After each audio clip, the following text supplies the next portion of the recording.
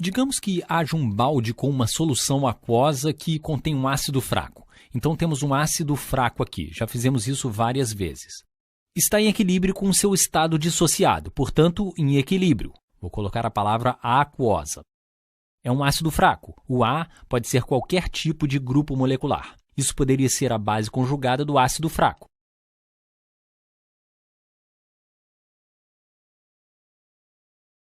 Portanto, está em equilíbrio com alguns íons de hidrogênio, então produzirá alguns deles, mas uma parte disso estará ao redor também. Mais sua base conjugada, A-, a aquosa. E assim como fizemos no caso da titulação de um ácido forte, vamos medir seu pH. Vou desenhar isso bem aqui assim. Na verdade, eu queria desenhar o gráfico um pouco mais para cima. Vamos desenhar isso bem ali. Vou fazer uma pequena escala aqui. 0 está aqui.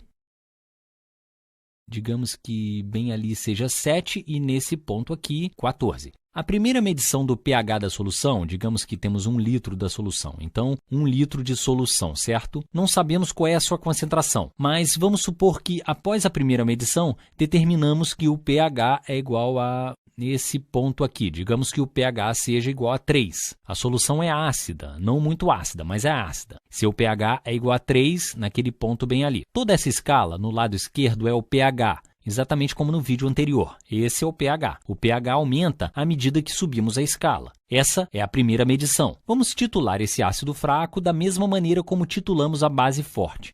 Geralmente, ao fazer isso, quer dizer, é possível teoricamente titular quase tudo, mas geralmente titulamos, para titular um ácido fraco ou forte, titulamos uma base forte. Para titular uma base fraca ou forte, o reagente ou a substância adicionada será um ácido forte.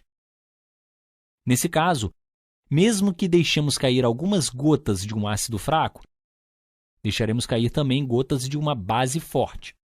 Vamos usar o hidróxido de sódio novamente, NaOH. Só para que as coisas fiquem mais interessantes, digamos que seja uma solução 0,5 molar. A solução será adicionada em pequenos incrementos de 100 ml, 1/10 de 1 litro. Mas o mais interessante é, na verdade, a forma da curva que se forma, ou a curva de titulação, ou a curva de pH. Vou escrever a reação de NaOH só para ficar claro na sua cabeça. NaOH, hidróxido de sódio, eu já fiz isso no vídeo anterior. Dissocia-se completamente em água, transformando-se em Na+, tudo isso é solução aquosa, é claro, mais OH-, ao adicionar uma pequena quantidade. E digamos que sejam adicionados a essa solução 0,5 molar 100 ml. Ou seja, 1/10 de 1 litro. 0,5 molar é a sua molaridade. Teremos, portanto, meio mol dessa coisa, ou, na verdade, dessa coisa. Teremos meio mol de íons hidróxido para cada litro. O que significa isso em 1/10 de 1 litro? Teremos metade disso. Teremos, portanto, 1/20 ou 0,05 moles. Digamos que nesse ponto bem aqui represente 100 ml.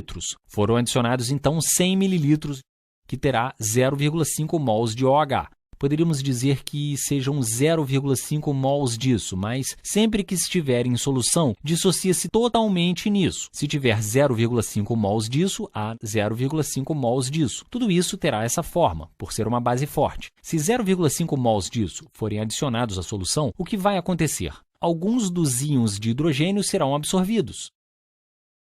O pH vai aumentar e continuará aumentando, certo? Esse é um amortecedor. É uma coisa fundamental para ser lembrada. Isso absorverá parte dessa coisa. Mas esse é um amortecedor. Esse é um ácido fraco que está em equilíbrio. Tem essa reserva aqui em forma ácida. Ao baixar isso, adicionando uma base, a fim de absorvê-lo, o que vai acontecer? A reação vai se mover nessa direção para encher, para preencher ou quase substituir. Não chegará onde estava antes, mas amortecerá a pressão sobre o equilíbrio. O que acontecerá é que a concentração do ácido fraco diminuirá, tentando preencher essa coisa. Mas, cada vez que a reação for nessa direção, isso aumentará, certo? Lembre-se, a base conjugada não está sendo absorvida aqui, certo? Somente os íons de hidrogênio estão sendo absorvidos. À medida que mais íons de hidrogênio forem absorvidos, essa reação avançará cada vez mais para a direita. Estamos apenas adicionando mais e mais nisso. E a base tira cada vez mais disso. Quando a base está tirando isso, está, na verdade, tirando isso, ou está tirando metade disso. Está tirando a parte H disso, porque isso se converte para isso e é absorvido pelo reagente, a base forte. E tudo isso acaba desse lado, como base conjugada. Em algum momento, após adicionar uma quantidade de OH igual à quantidade dessa coisa, igual a essa coisa mais hidrogênio, após absorver todo o hidrogênio, o que vai acontecer? Bem, acima desse ponto, após ter adicionado ainda mais, a solução começará a ficar muito básica. O pH vai disparar, porque os OHs adicionados não estão sendo cancelados por qualquer desses hidrogênios. E não há nada para preencher o hidrogênio. O resultado será, portanto, uma reação muito alta.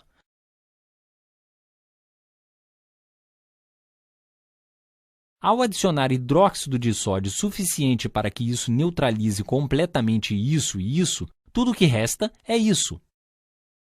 Pode-se dizer que o pH é igual a 7, porque todo o ácido é neutralizado. Mas o pH não é igual a 7, como aconteceu com a base forte, porque aqui, ao absorver coisas,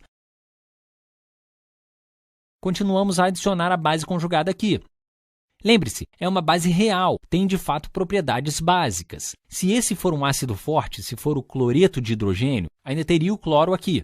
Mas cloro, mesmo que seja base conjugada, não tem propriedades básicas. Ele não aumenta o pH da solução. Mas essa coisa bem aqui aumenta o pH de uma solução. Já fizemos isso em vídeos anteriores. Ao absorver tudo isso, o ponto de equivalência, ou o ponto em que o número de mols disso for igual ao número de mols disso, será um pH elevado. Será parecido com isso bem aqui. Ao adicionar cada vez mais reagente, ou a base forte, o pH ficará cada vez mais alto, chegando perto de 14 ou até mais alto do que isso. Portanto, a curva de titulação será parecida com isto. E mais uma vez, olhe para o ponto de inflexão da curva, que está bem aqui. Esse será o ponto de equivalência. Nesse ponto, uma quantidade igual de hidróxido absorveu todo o hidrogênio, gastando toda essa coisa para o preenchimento do hidrogênio. Olhe para o ponto de equivalência. Se esse ponto de equivalência foi alcançado ao adicionar, não sei. Talvez esse ponto seja alcançado ao adicionar 2 litros de reagente. Foram adicionados, portanto, 2 litros de reagente, o reagente básico, bem aqui. Ou o titulante, ou o titulador. Acho que também pode-se dizer isso. Quantos mols foram adicionados? 2 litros, 0,5 molar, portanto, foi adicionado 1 mol. Foi adicionado aqui 1 mol de OH. Ao adicionar 1 mol de OH, todos os mols disso foram absorvidos. Ficou claro que houve 1 mol disso. Então, aqui, a concentração original do... Quer dizer, pode-se dizer de fato que a concentração de HA mais o hidrogênio em equilíbrio inicial é igual a 1 molar.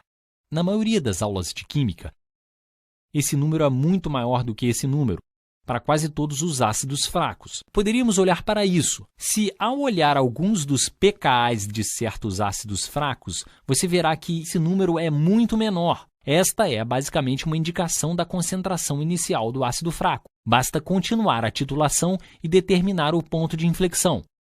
O ponto de inflexão foi alcançado após ter adicionado 2 litros de titulador, o que corresponde a 1 mol. Portanto, deve ter havido 1 mol de ácido original na equação.